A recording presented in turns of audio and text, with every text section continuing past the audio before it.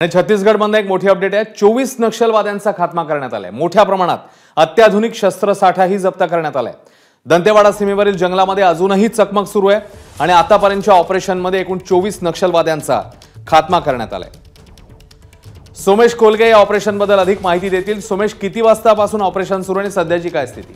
नक्कीच नारायणपूर दंतेवाडा बॉर्डर जी आहे त्या ठिकाणी हे ऑपरेशन सुरू आहे आणि आतापर्यंत 14 कथित नक्षलवाद्यांचं 14 नक्षलवाद्यांचं माओवाद्यांचे ज्या डेड बॉडीज आहेत त्या आतापर्यंत तिथे पोलिसांना सापडलेल्या आहेत। त्यानंतर अनेक माओवाद्यांना गोळ्याही लागलेल्या आहेत आणि एकूण जी फोर्स आहे त्यांची मोठ्या प्रमाणावरती तिथे माओवाद्यांकडून शस्त्रास्त्र जमा करण्यात आलेली आहेत। आता एकूण या संपूर्ण माओवादी प्रभावित भागामध्ये स्वतः पोलिसांचे जवान घुसले होते आणि LMG AK-47 SLR यासारख्या अत्याधुनिक जे रायफल्स आहेत, अत्याधुनिक बंदूक आहेत त्या माओवाद्यांकडून हस्तगत करण्यात आल्या आहेत। पोलिसांना हाती लागलेल्या आहेत असं कळतंय आणि अजूनही ऑपरेशन सुरू आहे। यातील अधिक तपशील पुढे समोर येतील।